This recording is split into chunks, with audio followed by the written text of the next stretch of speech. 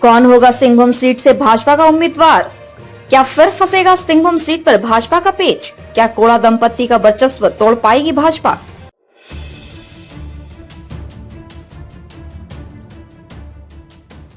लोकसभा चुनाव को लेकर सभी दल तैयारी में जुट गई है। हालांकि बीजेपी का थिंक टैंक इसको लेकर गहन मंथन में जुटा है। 10 साल के रिपोर्ट कार्ड के साथ उसे चुनाव में जाना है। एंटी इंक्वेंसी का खतरा इनके बाद इंडिया से कैसे निपटा जाए, इस पर भाजपा के रणनीतिकार मंथन में जुट गए हैं।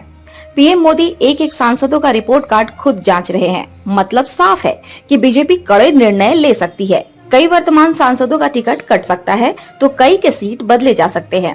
इसको लेकर सांसदों की धड़कनें तेज है, साथ ही लॉबिंग भी तेज हो गई है। अब देखना यह दिलचस्प होगा कि बाजी किसके हाथ लगती है। झारखंड के वर्तमान सांसदों का भी रिपोर्ट कार्ड का लेखा जोखा लगभग तैयार हो चुका है।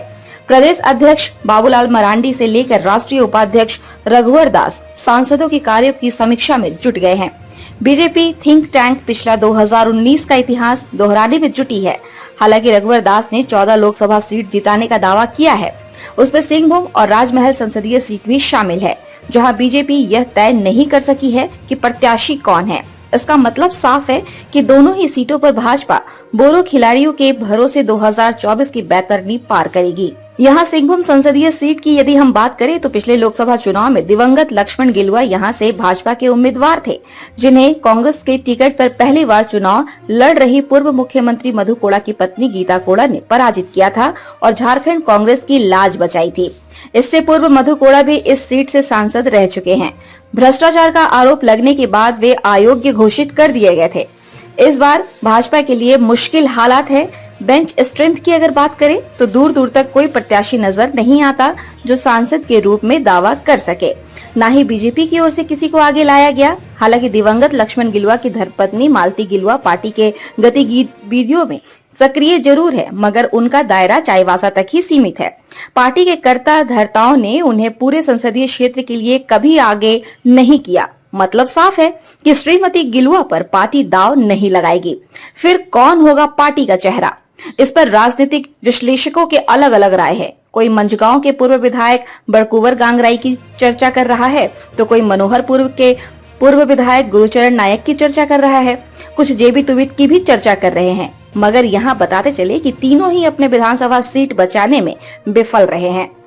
मतलब साफ है कि सिंहभूम संसदीय सीट पर यदि भाजपा को वापसी करनी है तो कोड़ा दंपति को अपने पाले में करना होगा या अर्जुन मुंडा सरीखे नेता को इस सीट पर चुनाव लड़ाना होगा, क्योंकि अर्जुन मुंडा के कद का नेता बीजेपी के पास कोल्हान में फिलहाल कोई नहीं है।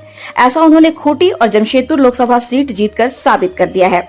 वैसे कयास ये भी लगाए जा रहे हैं कि यदि कोड़ा दंपति कांग्रेस छोड़ भाजपा में नहीं आते हैं तो बीजेपी इस बार गीता कोड़ा के विकल्प के रूप में अर्जुन मुंडा की पत्नी मीरा मुंडा पर दांव लगा सकती है।